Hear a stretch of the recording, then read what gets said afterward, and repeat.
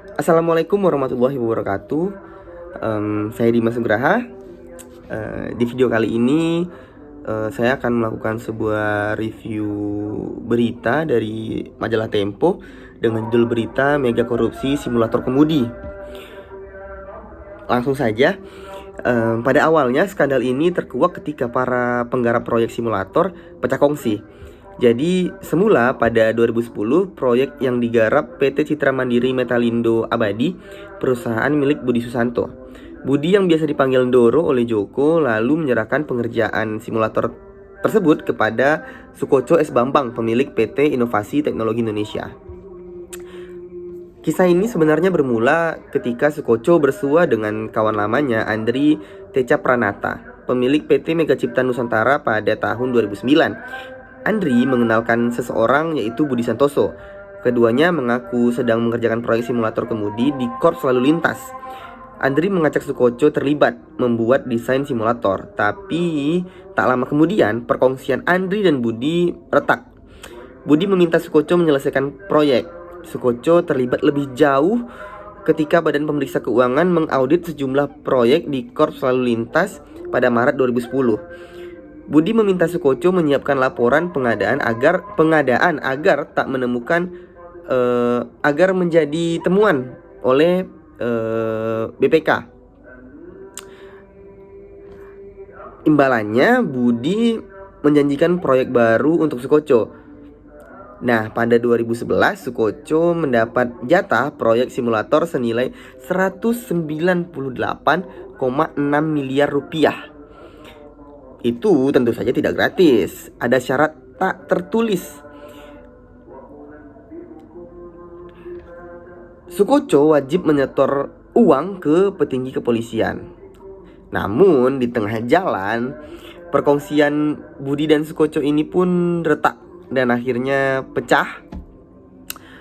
Kemudian Sukoco merasa diteror. Dan pada Juli 2011 dibantu oleh polisi, Budi menyita rumah Sukoco di Bandung beserta pabrik dan 11 mobilnya. Kemudian merasa terancam, Sylvia, istri dari Sukoco, memilih untuk berdelik. Ia mengatakan ia mengontrak rumah di Kota Baru Parahyangan selama 1 tahun. Kemudian Sukoco menyurati Kepala Polri Jenderal Timur Pradopo. Ia meminta bantuan agar perselisihannya dengan Budi ditangani. Respon datang dari Wakil Kepala Korps Lalu Lintas Brigadir Jenderal Didik Purnomo. Didik mempertemukan Budi dan Sukoco. Namun mediasi ini berakhir dengan kegagalan. 5 hari kemudian Sukoco dijebloskan ke penjara atas laporan penipuan dan penggelapan oleh Budi. Geram akan hal tersebut, Sukoco meminta sekretarisnya Rurin menyebarkan dokumen antara lain ke kantor KPK, ke kantor Komisi Kepolisian Nasional, serta ke kantor aktivis anti korupsi.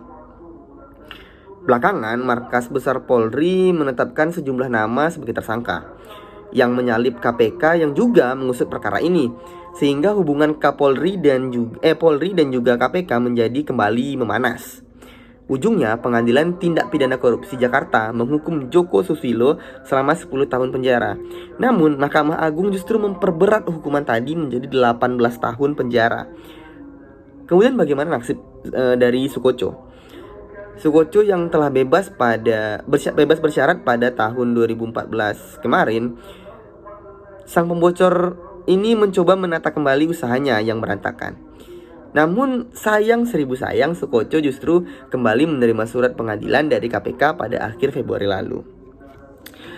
Demikian review berita yang berjudul Mega Korupsi Simulator Kemudi dari saya.